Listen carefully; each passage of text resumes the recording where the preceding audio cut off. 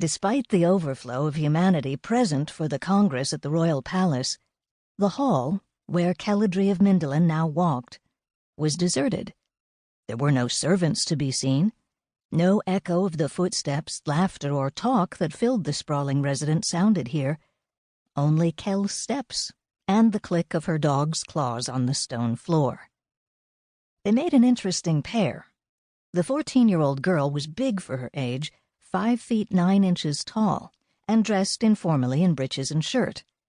Both were a dark green that emphasized the same color in her green hazel eyes. Her dark boots were comfortable, not fashionable. On her belt hung a pouch and a black-hilted dagger in a plain black sheath. Her brown hair was cut to earlobe length. It framed a tanned face, dusted with freckles across a delicate nose. Her mouth was full and decided. The dog, known as Jump, was barrel-chested with slightly bowed forelegs. His small triangular eyes were set deep in a head shaped like a heavy chisel.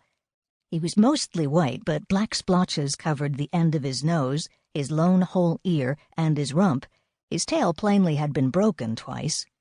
He looked like a battered foot soldier to Kel's young squire, and he had proved his combat skills often. At the end of the hall stood a pair of wooden doors carved with the sun, the symbol of Mithros, god of law and war. They were ancient. The surfaces around the sun curved deep after centuries of polishing. Their handles were crude iron as coarse as the fittings on a barn door. Kel stopped. Of the pages who had just passed the great examinations to become squires, she was the only one who had not come here before. Pages never came to this hall. Legend held that pages who visited the chapel of the Ordeal never became squires. They were disgraced or killed. But once they were squires, the temptation to see the place where they would be tested on their fitness for knighthood was irresistible. Kel reached for the handle and opened one door just enough to admit her and Jump. There were benches placed on either side of the room from the door to the altar. Kel slid onto one, glad to give her wobbly knees a rest. Jump sat in the aisle beside her. After her heart calmed, Kel inspected her surroundings. This chapel, focus of so many longings, was plain. The floor was gray stone flags, the benches were polished wood without ornament. Windows set high in the walls on either side were as stark as the room itself. Ahead was the altar. Here, at least, was decoration. Gold candlesticks and an altar cloth that looked like gold chainmail. The sun disk on the wall behind it was also gold. Against the gray stone, the dark benches and the wrought iron cressets on the walls, the gold looked tawdry. The iron door to the right of the sun disk drew Kel's eyes. There was the chamber of the Ordeal.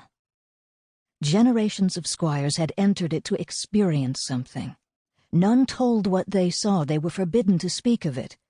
Whatever it was, it usually let squires return to the chapel to be knighted. Some who entered the chamber failed.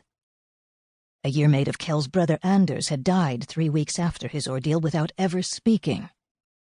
2 years after that, a squire from fief Jonholm left the chamber, refused his shield, and fled, never to be seen again.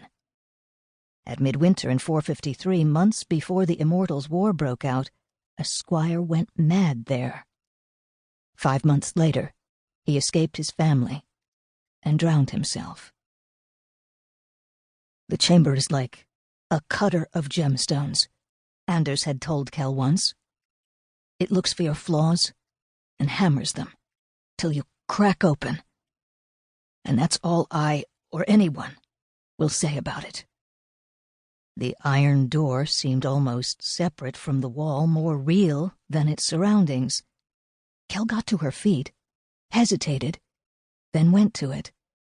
Standing before the door, she felt a cold draft. Kel wetted suddenly dry lips with her tongue.